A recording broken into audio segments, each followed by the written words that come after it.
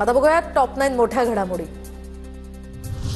खासदार सुप्रिया सुळेंची पंजाबच्या मुख्यमंत्र्यांशी चर्चा। सिकंदर शेखवर पंजाब पोलिसांनी केलेल्या कारवाई संदर्भात चर्चा। सुप्रिया सुळेंनी व्हॉट्सअप स्टेटसवरून दिली माहिती। पालघरमधल्या वाडा तालुक्यातल्या सिलोत्तरमधल्या शेतकऱ्याच्या खात्यावर नुकसान भरपाई म्हणून फक्त ₹2.30 जमा। मधुकर बाबूराव पाटलांच्या 11 एकर शेतीच्या अवकाळीमुळे नुकसान झालं।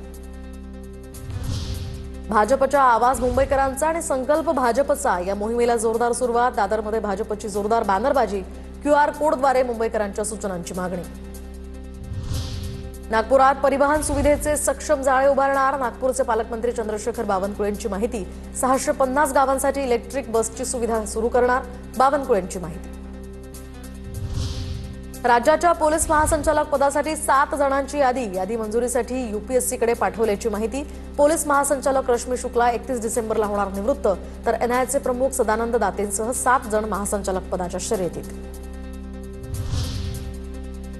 ठाण्याच्या मनपाच्या तोडक कारवाई दरम्यान स्थानिकांकडून पोलिसांवर पेट्रोल टाकण्याचा प्रयत्न। 8 इमारतींवर होणार तोडक कारवाई दरम्यान स्थानिक नागरिक आक्रमक। राज्यातील जिल्हा बँकेच्या भरतीमध्ये स्थानिकांना प्राधान्य देण्याचा शासनाचा निर्णय। 70% जागा राखीव ठेवण्याचे राज्य शासनाचे आदेश। भंगार विक्रीतनं पश्चिम रेल्वेला मिळाला 300 कोटींचा महसूल। रेल्वेच्या जागेतील जुने रूळ, खांब आणि धातूच्या वस्तूंची रेल्वेकडून विक्री। 45 वर्षांवरील महिला आणि गर्भवतींना रेल्वेत लोअर बर्थ मिळणार, तर आता तिकीट बुक करताना आपोआपच लोअर बर्थ देण्याची विशेष तरतूद। ट्रेनमध्ये लोअर बर्थ मिळवण्यासंदर्भात नियमांमध्ये हे महत्त्वाचे बदल। मंगलप्रभात लोढा आणि राहुल नार्वेकर यांच्या भेटीनंतर जैन मुनी निलेश चंद्र मुनी यांचं उपोषण मागे, तर 15 दिवसात तोडगा नाही निघाला तर पुन्हा उपोषणाला सुरुवात करणार असल्याचाही इशारा। मुंबईमध्ये 4 ठिकाणी कबूतरखान्यांसाठी परवानगी दिल्याविरोधात आम्ही गिरगावकर संघटना आक्रमक। परवानगी दिल्याच्या ठिकाणीच चिकन सेंटर सुरू करणार असल्याची परवानगी द्या, संघटनेची मागणी। कुणबी प्रमाणपत्रांबाबतच्या दोन्ही GR विरोधात याचिकांवर आता 18 नोव्हेंबरला होणार एकत्रित सुनावणी। सर्वोच्च न्यायालयाचे मुंबई उच्च न्यायालयाला निर्देश।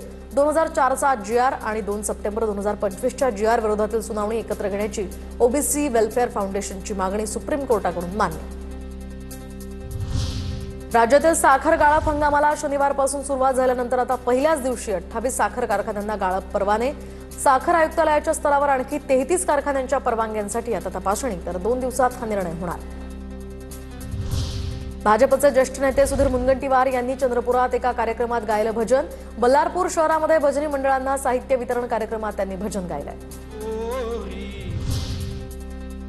सुप्रिया सुळेंनी घेतली ज्ञानेश्वरी मुंडेंची भेट। SIT नेमली तरी सुद्धा या तपासामध्ये काहीही गती नाही। ज्ञानेश्वरी मुंडेंची सुप्रिया सुळेंकडे तक्रार।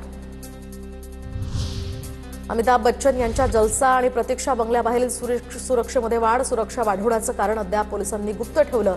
जलसा बंगल्याबाहेर सुरक्षा व्यवस्थेसह रस्त्यावरही बॅरिकेडिंग। मध्य प्रदेशमधल्या बालाघाटमधील नक्षलवादी सुनीतानं केलं आत्मसमर्पण। सुनीतावर 14 लाखांचं होतं बक्षीस। बालाघाटमध्ये दुसऱ्या राज्यातील नक्षलवाद्यांचं 1992 नंतर हे पहिलंच आत्मसमर्पण।